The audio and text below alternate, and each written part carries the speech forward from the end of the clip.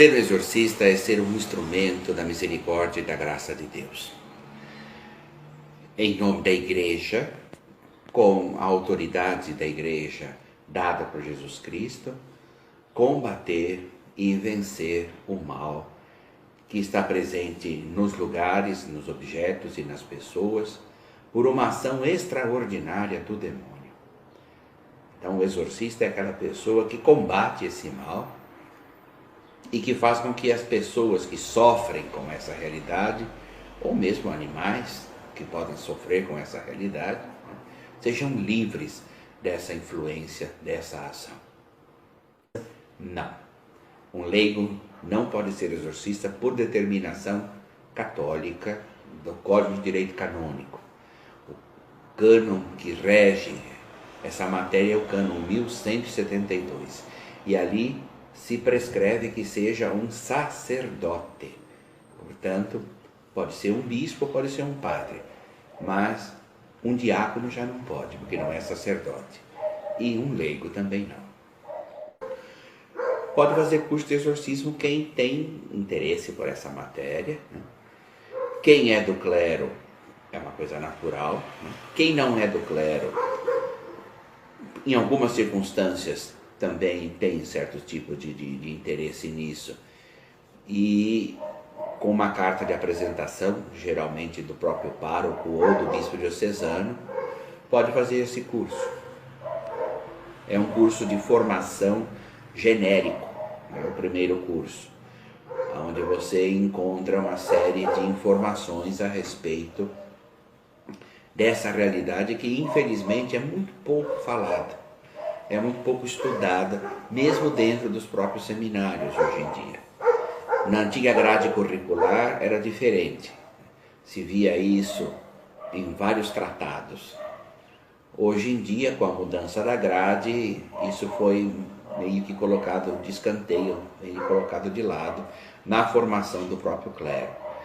Isso faz com que os próprios seminaristas, infelizmente, não tenham essa formação de base. E esses cursos, então, acabam vindo suprir essa realidade. Bom, primeira coisa é ver se essa possessão é real mesmo. Porque existem uma série de situações que podem nos levar a crer que se trate de uma possessão, quando na verdade não há possessão naquilo. Recentemente me aconteceu uma durante a missa. Uma senhora chegou na hora da proclamação do Evangelho. Você percebia que a mulher tinha qualquer coisa de esquisito. Mas entre ter qualquer coisa de esquisito e ter um demônio, vai uma boa diferença. E essa realidade ficou mais clara ainda no momento da comunhão. Ela veio para a fila da comunhão, chegou no momento da comunhão, ficou travada, aí deu um chilique, aí ela se sentou de um lado e ficou com uma estrela do mar aberta ali, e eu fiz as pessoas virem com sossego para acabarem de receber a comunhão. No final da comunhão ela levantou e começou a brigar comigo, a altercar comigo, aí eu a pus para fora. Porque dentro da igreja não se faz esse tipo de bagunça. Aí depois da missa concluída eu fui ver do que se tratava. E cheguei à conclusão de que não se tratava de nada disso, mas era simplesmente uma pessoa desequilibrada mentalmente. Então, à primeira vista, podia parecer que fosse uma pessoa realmente possuída, mas não era. Então a primeira coisa é acertar que seja de fato uma verdadeira possessão. Que é uma coisa rara, diga-se de passagem, não é uma coisa muito frequente, é uma coisa bastante rara. Mas, digamos que seja de fato uma situação de possessão. E você é leigo, você não tem como recorrer a um exorcista, você não tem como recorrer a um sacerdote, você não tem como recorrer a ninguém. É você que tem que enfrentar o bicho. Pois você faça as orações que você conhece. Você faça o Pai Nosso, você reza a Ave Maria, reza o ato de fé, reza o credo e assim por diante. Reza o rosário. são modos de você pedir a Deus por aquela pessoa, são modos de você rogar a Deus por aquela pessoa, e essa oração vai ser ouvida por Deus, essa oração vai ser escutada por Deus. Não é outra coisa senão a fé da igreja posta em prática. Uma coisa que só o exorcista pode fazer é exorcizar. Mas as orações de libertação, pedindo a Deus que livre aquela pessoa, isso a gente pode fazer. E existe uma diferença nítida entre um exorcismo e uma oração de libertação. No exorcismo você dá um comando direto ao próprio demônio. Enquanto que numa oração de libertação você roga a Deus que liberte aquela pessoa. Você pede a Jesus que faça isso, você pede a Nossa Senhora que faça isso. Você pede a intercessão dos santos por aquela pessoa. Você nunca dá uma ordem direta ao demônio. Você nunca diz ao demônio numa oração de libertação, vá. Você roga a Deus que Deus expulse, que Deus mande embora, que Nossa Senhora interceda para que Deus expulse, que os santos intercedam para que Deus expulse. É bem diferente de você dizer para o próprio demônio, em nome de Jesus eu te mando embora. Não é assim que se faz uma oração de libertação. A oração de libertação é uma oração de súplica, enquanto que o exorcismo é um comando, é uma ordem. Então isso deve ficar bem claro. Quem não é exorcista não pode exorcizar. Não tem nem a proteção da igreja, nem a autoridade da igreja para fazer isso. E está se arriscando muito a fazer uma coisa dessas, justamente porque não tem esse respaldo da igreja. Agora, fazer uma oração de libertação, usando inclusive as orações mais simples, mais comuns, aquelas que a gente usa sempre. A primeira oração de libertação que nós temos foi o próprio Cristo que nos ensinou, que foi o Pai Nosso. Veja como encerra o Pai Nosso. Não nos deixeis cair em tentação, mas livrai-nos do mal. É uma oração de libertação. Como a Ave Maria, também Santa Maria, Mãe de Deus, rogai por nós pecadores, agora, a situação que está se passando, e depois também na hora da morte. Então, com essas orações normais, comuns, que todo cristão conhece, todo cristão sabe, se pode fazer essa oração de libertação, quando de fato se trata de uma realidade de possessão, que é diferente de uma manifestação de caráter psicótico, é diferente de situações que têm uma certa aparência de coisa demoníaca e, na verdade, só se trata de desequilíbrio. Depende de que filme, porque tem filme e filme. A maior parte, aparentemente, já faz a possessão acontecer como uma espécie assim de espetáculo pirotécnico, né? Então a pessoa flutua, torce cabeça, vomita e fala línguas estranhas, tem uma atitude hostil ao sacro e assim por diante. São todas manifestações que podem acontecer durante uma possessão, né? Podem acontecer, não necessariamente acontecem todas dessa mesma maneira. Tem, por exemplo, demônios que não abrem a boca. Nós chamamos de demônio mudo. São difíceis de exorcizar esses demônios. Eles não se manifestam. Você só vê, por exemplo, um olhar de ódio, um olhar profundamente de ódio, né? Mas esses demônios não abrem a boca, não soltam uma palavra, né? Não dão um gemido, não falam coisa alguma, né? Porque são vários os tipos de demônios, como são vários os tipos de anjos, né? Os demônios são anjos que decaíram, né? Que vieram para baixo com a desobediência mas se conservaram a própria hierarquia e conservaram também aquilo que era próprio da natureza deles. Só que hoje usam aquilo para o mal, em vez de usar para servir a Deus. Porque os anjos foram criados para o louvor, para a glória e para o serviço de Deus. E hoje esses anjos usam isso ao contrário, esses que decaíram. Mas conservam essa natureza. Então podem fazer certas coisas acontecerem, podem nos enganar com a inteligência que tem, porque é muito superior à nossa, podem fazer de conta, por exemplo, que fazem algum tipo de milagre, né? Porque quem milagres faz é só Deus, né? Mas podem enganar, né? Podem suspender, por exemplo, momentaneamente certas leis da natureza, né? Como, por exemplo, levitar. É uma coisa estranha. É uma coisa que os nossos corpos geralmente não fazem. Mas isso serve principalmente, de um lado, para mostrar com arrogância o poder que eles têm, mas principalmente para distrair as pessoas e fazer com que elas parem de rezar.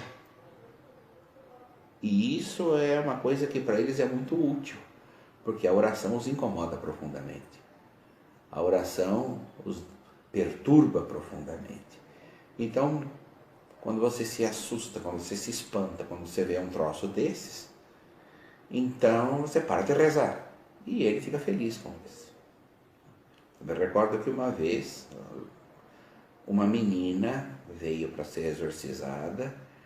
Ela veio em transe da casa dela até a capela onde eu exorcizo. E entrou carregada. A hora que ela entrou na igreja, foi um troço. Tinham 3 rapazes segurando e trazendo a menina acabou indo para o chão. E eu estava preparando as coisas para o exorcismo, eu dei uma ordem imediata que parasse e que se comportasse. E que viesse para frente. Quando eu disse isso, a menina começou a vir que nem uma cobra andando, serpenteando assim no chão, mas estava levitando. Não estava se esfregando no chão. Ela veio flutuando, baixinho, mas estava flutuando. E eu na hora falei, pode parar com isso. Você sabe andar, você vem andando. E obedeceu, levantou e veio caminhando, se sentou no banco que eu indiquei para se sentar, mandei que ficasse quieto e ficou, até o meu retorno. Então a coisa mais importante é a gente não dar importância a essas coisas. A gente não ligar para essas coisas. Porque de um lado, como eu disse, ele gosta de mostrar que ele pode. Do outro lado, ele quer distanciar a gente da oração. Quer tirar a atenção da gente da oração. Que aquilo incomoda bastante. Então a gente não deve dar ocasião para isso. Possessões de filmes variam.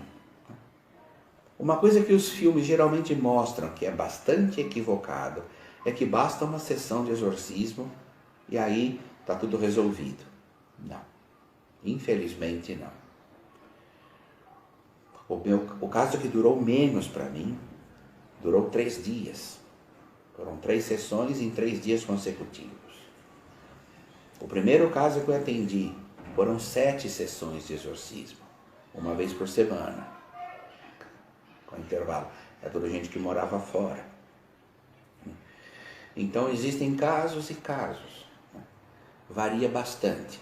Eu conheço, por exemplo, pessoas que há anos estão sendo exorcizadas. Anos. Tem uma família, por exemplo, que eu recebo uma vez por mês, vem de fora, se hospeda em Bauru, num hotel, e eu os exorcizo de manhã e à tarde. São 4 irmãos. Faz mais de ano que eu os exorcizo. E quando eles vêm, ficam a semana inteira. E nós recebemos exorcismos de segunda a sexta, 2 vezes por dia. E ainda não estão livres, ainda a coisa não se resolveu. Entanto, porque é coisa muito antiga, e quanto mais antiga é pior de se resolver, e mais continuam fazendo para eles esses trabalhos. Então vocês vão me dizer, então essa gente nunca vai se livrar? Não, não é assim.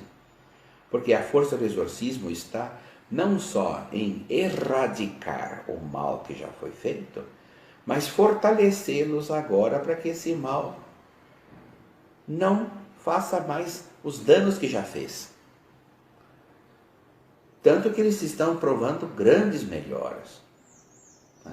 Eles estão provando grandes vitórias na própria vida por ação de Cristo, nosso Senhor.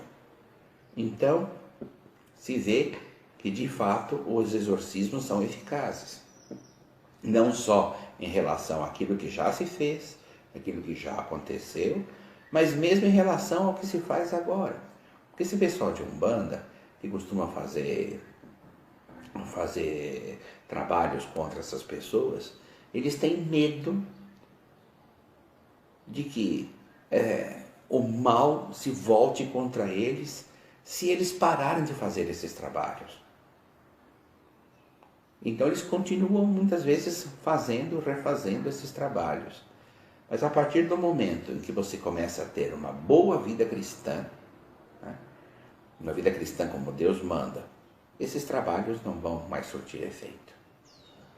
Uma coisa interessante dessa família, todos na casa sofreram graves perdas, graves problemas, 2 morreram em acidentes absurdos. A única pessoa da família que nunca sofreu nada foi a mãe, porque era a única que tinha vida cristã. Ela ia à missa aos domingos, ela rezava em casa o terço, ela lia a Bíblia todo dia. Mesmo na morte dos filhos, ela não ficou revoltada. O marido dizia, eu quero que Deus me explique por que isso aconteceu. E ela simplesmente dizia para o marido, Deus sabe o que faz. E Deus sabe fazer sempre o melhor. Enquanto nós estamos aqui, a gente não entende isso. Quando a gente estiver perto dele, aí a gente vai compreender. Então, eu não vou me irritar com Deus por isso, não. Porque eu sei que a morte dos meninos foi o melhor que podia acontecer para eles, dentro das mãos de Deus.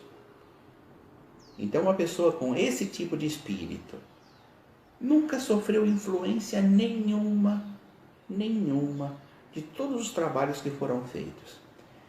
E se o marido e os filhos tivessem o mesmo tipo de vida cristã dessa senhora, também eles não teriam sofrido. A verdade é que eles todos se afastaram muito da igreja, se afastaram muito da fé cristã, andaram inclusive por outros caminhos e tudo mais, hoje voltaram. Deus permite muitas vezes que o mal aconteça para tirar alguma coisa boa daquilo. Deus permite que isso se dê na vida da gente, na vida das pessoas, para que a gente possa colher bons frutos disso. Porque Deus faz sempre o bem. E se Ele consente que o mal se faça, é porque Ele sabe que Ele vai tirar um bem daquilo.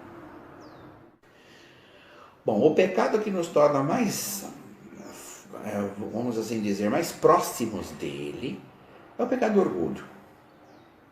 O pecado do orgulho é uma coisa terrível. Só que não é bem por aí que ele costuma pegar a gente. Ele costuma pegar a gente pelos sentidos. Então, os pecados ligados à sensualidade, os pecados ligados à gula, os pecados ligados ao consumo excessivo de álcool e assim por diante. Esses são os mais fáceis. Tanto que Santo Afonso dizia que eram os pecados que levavam mais gente para o inferno. Ou, dizia ele, não se vai ao inferno sem pelo menos ter feito um deles. Santo Afonso era muito prático em dizer, se você não vai por eles, sem eles, você também não vai. Quer dizer, entre as outras coisas, eles entram também, eles acabam entrando. Então, os pecados que mais são fáceis de serem cometidos são aqueles que dão prazer para nós. Os prazeres carnais. Agora, pecado que mais nos assemelha a Satanás é justamente o orgulho. Eu sei de revelações privadas de santos, por exemplo, que falam que os demônios incitam as pessoas homossexuais a terem esses tipos de relacionamento. Mas que aquilo cria tanto asco no próprio demônio, que na hora que os dois estão para se conjugar carnalmente, o demônio vira a cara. Tal é o asco que isso causa no próprio demônio. Então são situações que o demônio incita,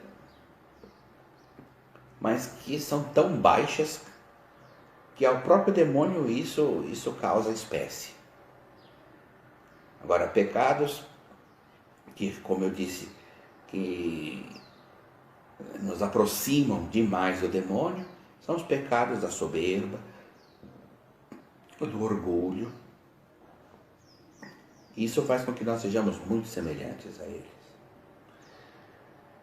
Eles não se assemelham em nós por nada com os pecados carnais, porque eles não têm nem corpo, eles são puros espíritos.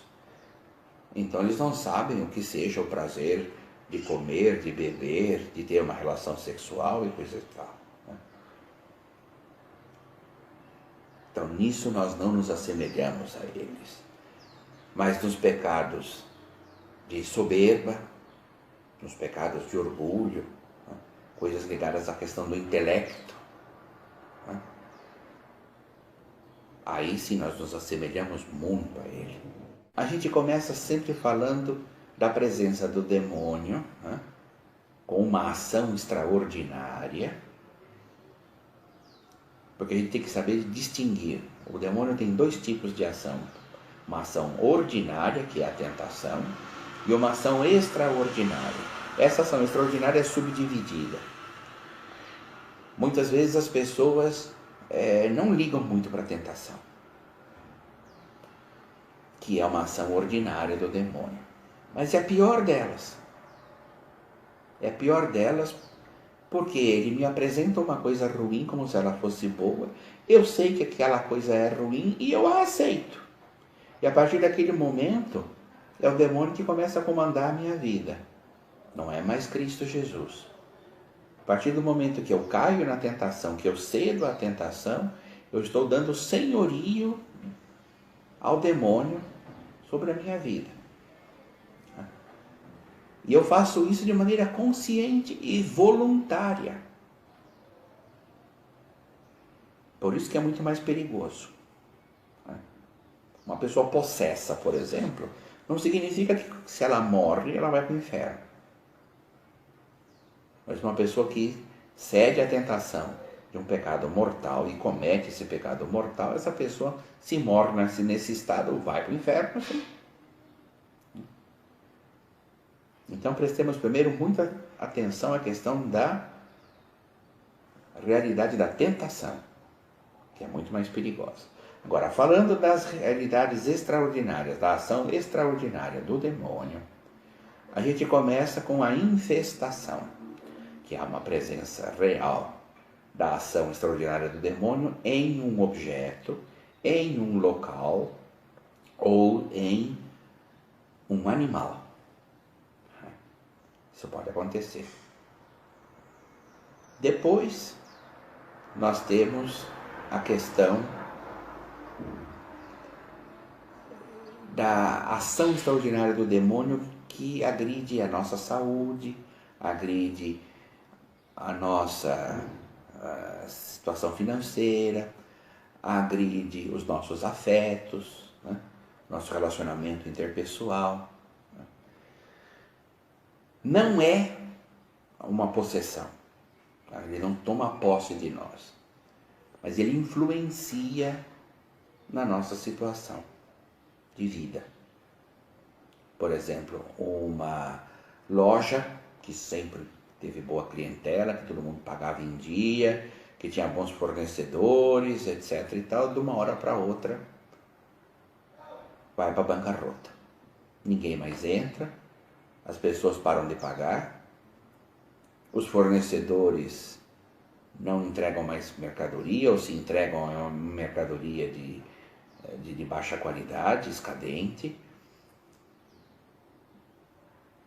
São situações, por exemplo, ligadas à saúde.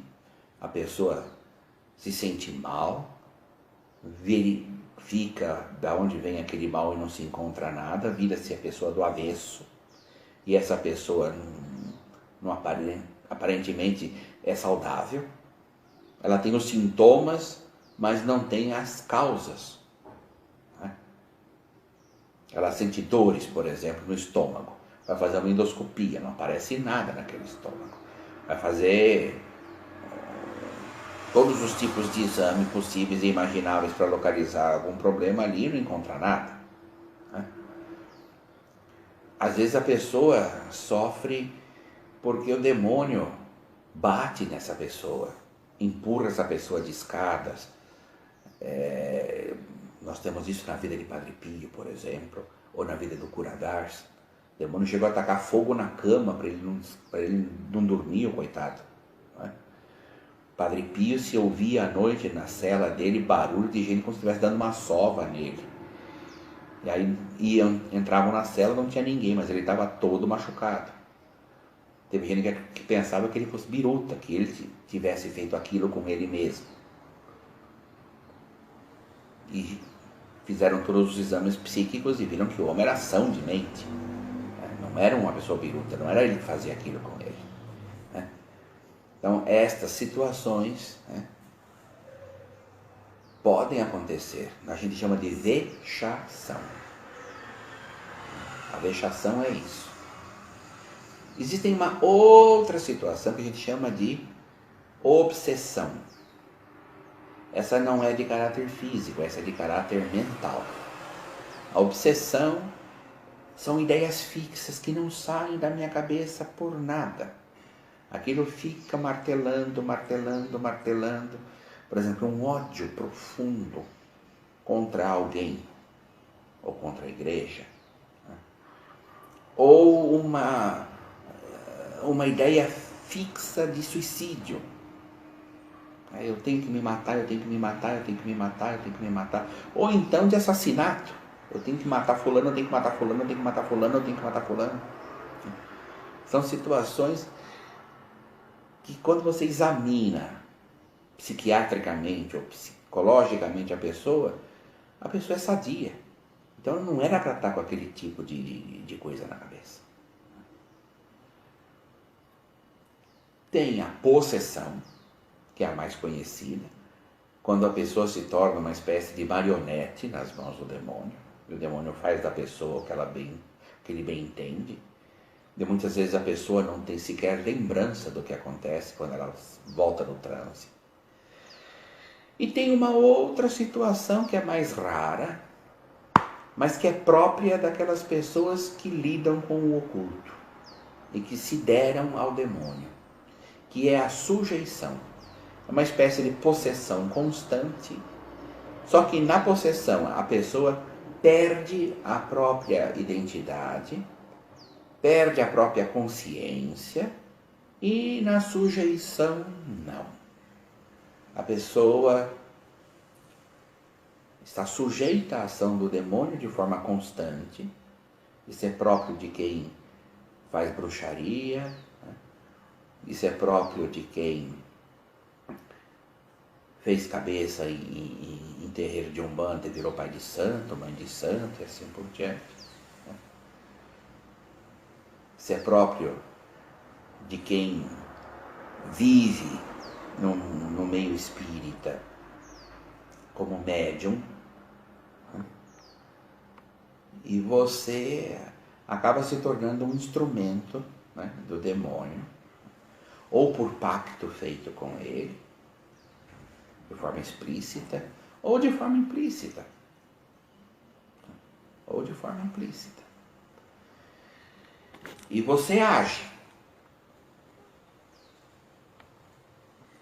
mas é o demônio que age através. Você não vai ver essa pessoa entrar em transe, você não vai ver essa pessoa ter nenhum tipo de ação diferente daquela que ela está acostumada. Mas aquilo que ela faz é feito com as bênçãos, entre aspas, do demônio. Diferente de embrulhões e charlatães, né, que enganam as pessoas dizendo, não, eu vou te fazer isso, eu vou te fazer aquilo, eu vou ler tua sorte, vou abrir seus caminhos, não sei o quê. Tem muito charlatão, tem muito embrulhador, tem muita gente embusteira. Mas tem aqueles também que de fato têm essa conexão íntima, profunda, mortal com o demônio.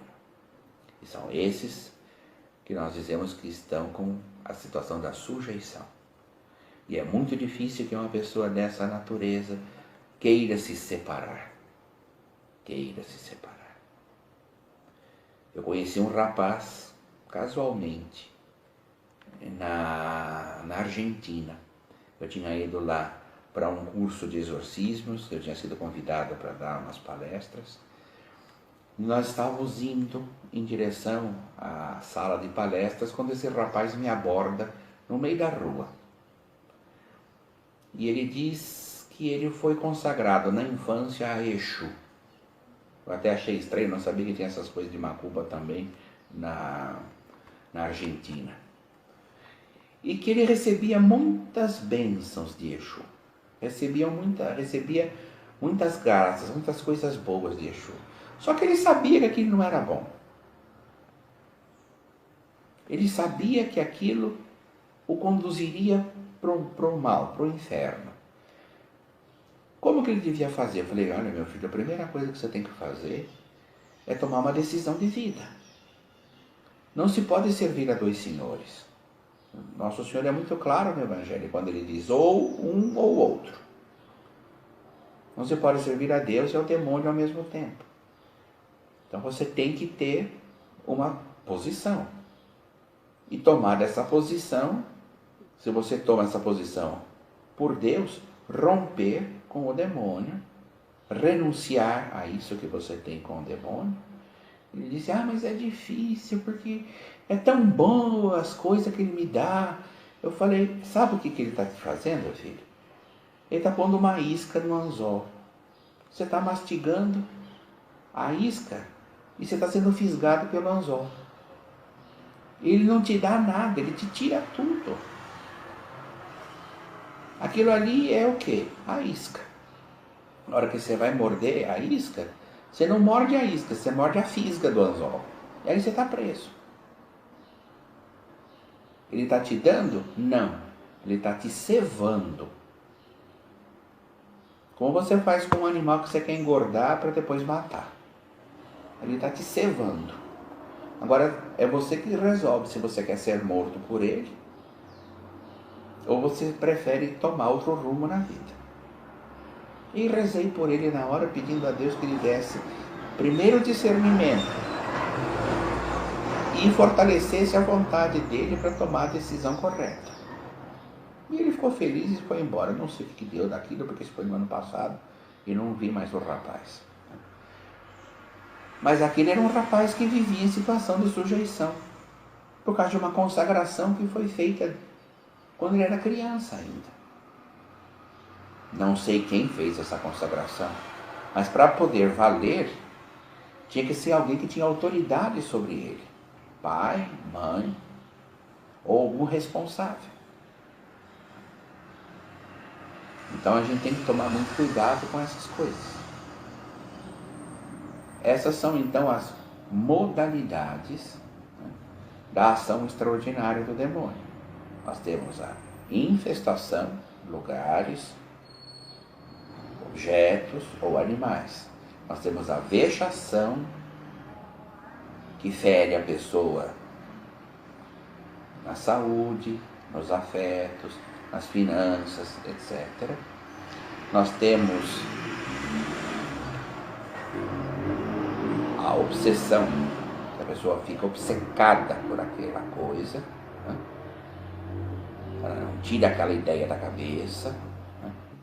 Nós temos a possessão, que é o momento em que o demônio toma posse, daí o nome possessão, das atividades da pessoa, intelectivas, motoras e assim por diante.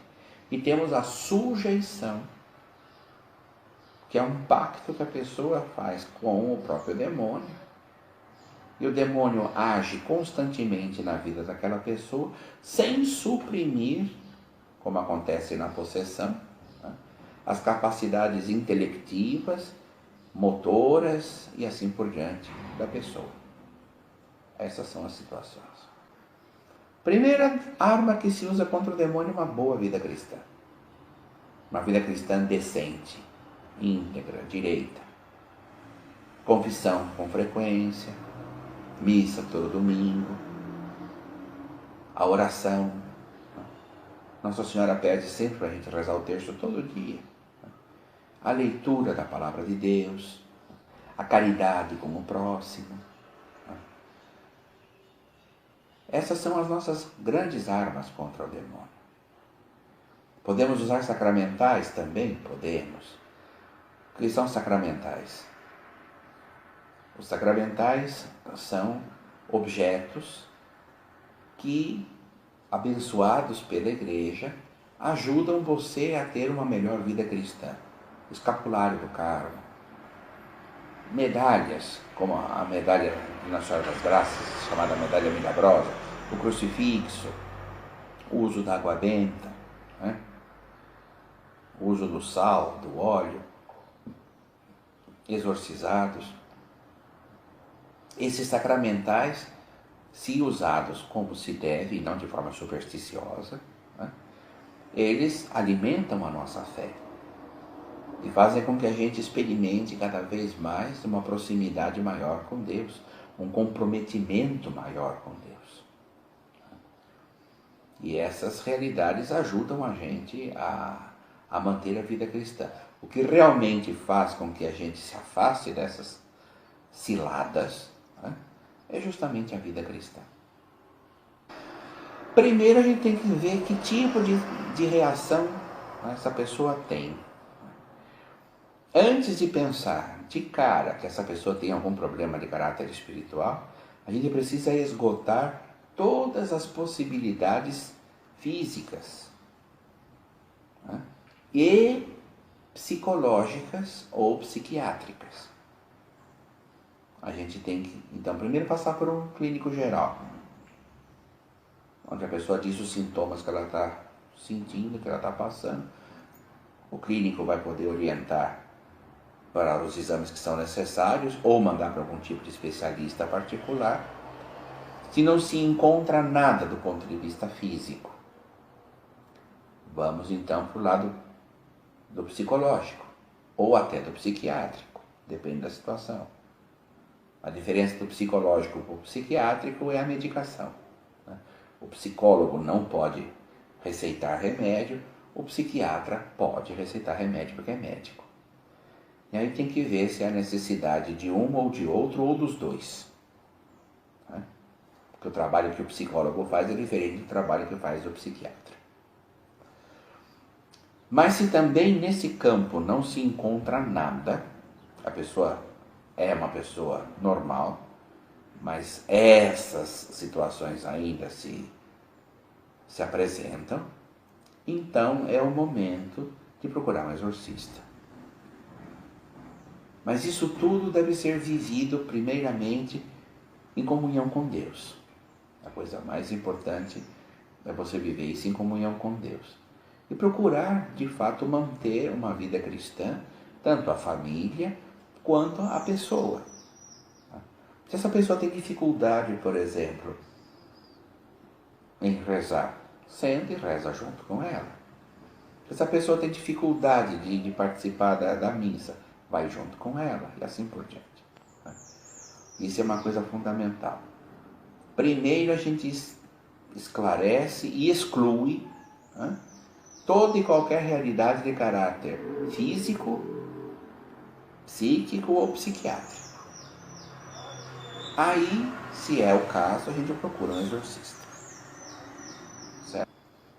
Porque Nossa Senhora é uma pessoa que o derrotou de cara, sendo somente humana. Ele tem ódio de Cristo, não tem dúvida. Mas ele tem um ódio ainda maior de Maria Santíssima, porque ele nunca encontrou nela nada dele. Nossa Senhora é o oposto de Satanás. Ele é um poço de orgulho, sem fundo. Ela é um poço de humildade, sem fundo. Isso é uma coisa que irrita muito o demônio. Irrita demais Satanás. Humildade. Mas humildade sincera, como é o caso de Maria Santíssima. Ela se autodefine a serva do Senhor. E ela não diz isso por dizer, ela se comporta desse jeito. E nos ensina a fazer o mesmo, quando ela diz nas bodas de Caná, fazei tudo o que ele vos disser. Porque foi o que ela fez na vida dela inteirinha. A vida dela foi sempre esse serviço a Deus. Mesmo em coisas que ela não pensava em fazer daquele jeito. Como no caso de ser mãe. Ela pensava em ter consagrado a Deus a sua virgindade. Quando o anjo diz que ela vai ser mãe, ela pergunta para o anjo, como é que vai ser isso? Vou ter que renunciar à minha virgindade? Consagrada a Deus? Quando o anjo responde, não, não vai ser preciso. Deus aceitou a sua virgindade e Deus espera que você também queira ser mãe pelos meios que Ele vai proporcionar a você, por meio do Espírito Santo. E Nossa Senhora aceita. O fato é que o demônio tem esse ódio mortal de Nossa Senhora, primeiro porque é a primeira criatura humana aonde ele nunca conseguiu nenhuma vitória. Segundo, porque ela é justamente o oposto dele. Ele com aquele orgulho, com aquela soberba, ela com aquela profunda humildade sincera. Daquela que se faz de fato serva. E isso confunde profundamente o demônio. Destrói o demônio. Além do que, Nossa Senhora é a mãe do seu arqui-inimigo. Faz entrar no mundo a salvação, no mistério da encarnação. Então isso também, ele não perdoa a Nossa Senhora. Ele não perdoa, imagina. Mas essa criatura aí fez com que Deus se tornasse gente. O que é uma coisa, entre os teólogos, né, uma das possíveis razões da rebelião do demônio é que ele deveria adorar Cristo na carne. Cristo encarnado, o Verbo de Deus, tudo bem. Mas a carne do Verbo de Deus, unida substancialmente ao Verbo de Deus, né? Isso para o demônio era muito, porque era uma natureza inferior a dele. Para a gente poder tentar entender, é como se uma criatura humana, né, se encarnasse num animal e eu fosse chamado, né, a adorar aquela junção, né,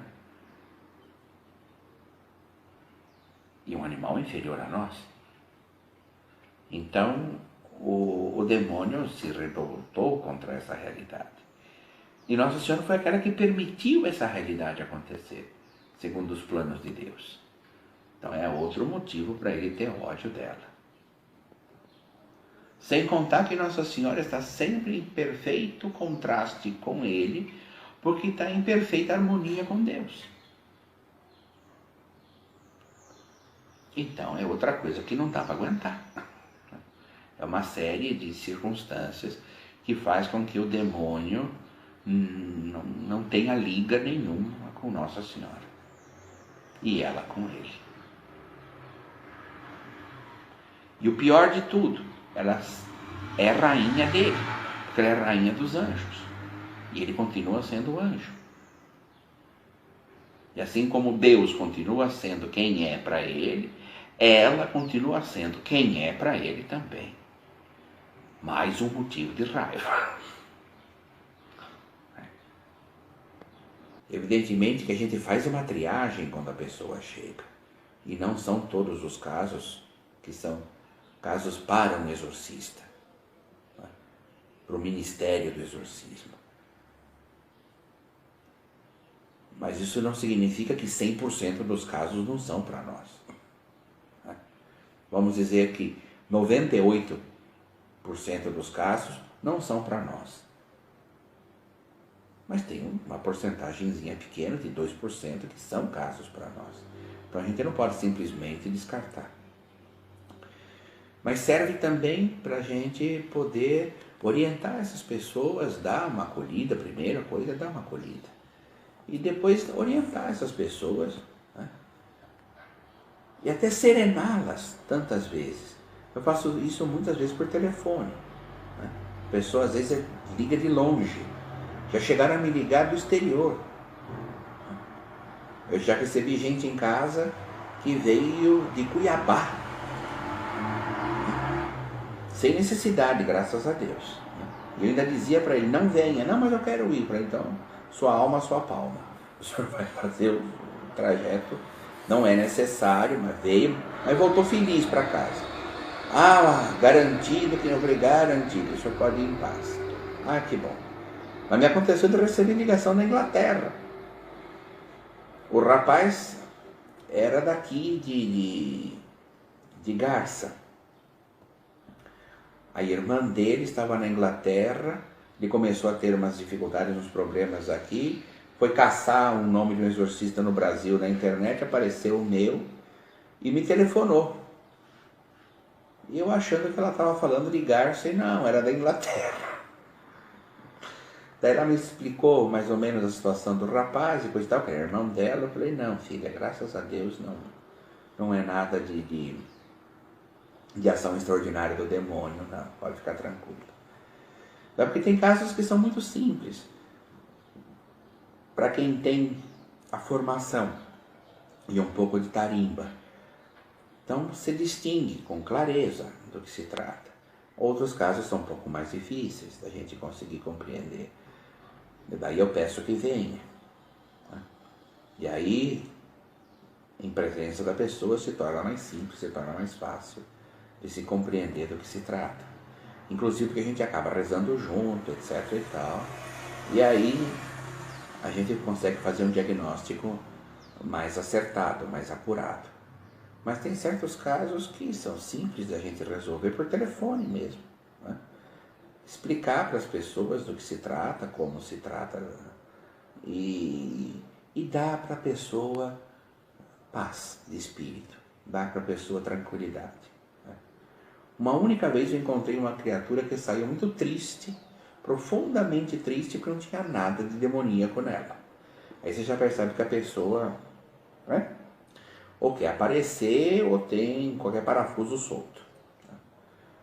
Mas a maior parte das pessoas, quando eu digo que não tem nada, sai aliviada, sai muito feliz.